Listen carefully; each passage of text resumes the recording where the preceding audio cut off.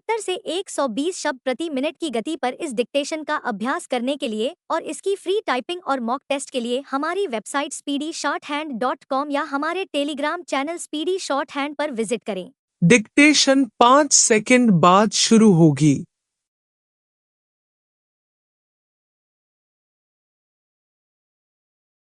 Start. Pakistan का गठन ही भारत से नफरत के आधार पर हुआ और अपने अस्तित्व में आने के बाद से उसने भारत के साथ अपने संबंध तल्ख बनाए रखे। तल्खी के इस लंबे अध्याय के बीच प्रत्यक्ष एवं परोक्ष युद्धों और निरंतर प्रायोजित आतंकवाद के बावजूद भारत ने 1960 में अस्तित्व में आए सिंधु जल समझौते को कभी स्थगित नहीं किया, लेकिन पहलगाम के बाद ऐसा करने में कोई संकोच नहीं किया।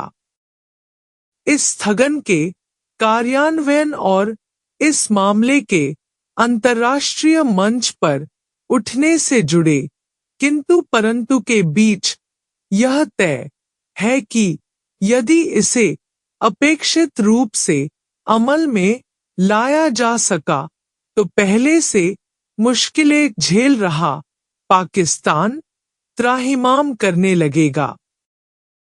पाकिस्तान की खेती किसानी का एक बड़ा हिस्सा इस समझौते से मिलने वाले पानी पर निर्भर है। पानी रुकने से कृषि उत्पादन घटने और खाद्य सुरक्षा का नया संकट पैदा हो सकता है।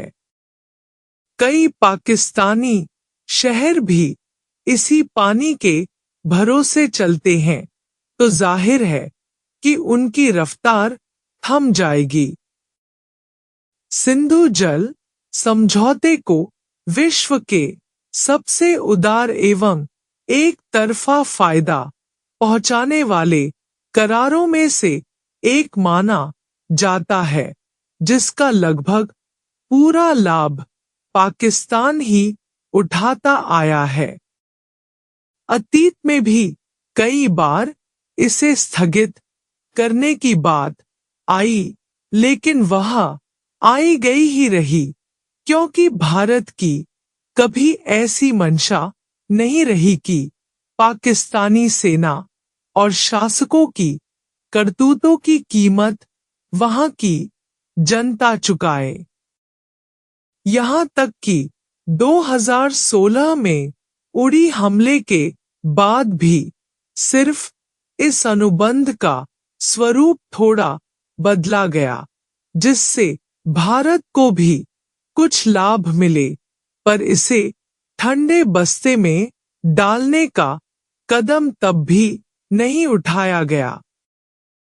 तब प्रधानमंत्री मोदी ने कहा था कि खून और पानी एक साथ नहीं बह सकते, मगर पहलगाम के बाद लगता है कि भारत का धैर्य अपनी सीमा को पार कर गया, जिसके बाद यह कड़ा कदम उठाना पड़ा।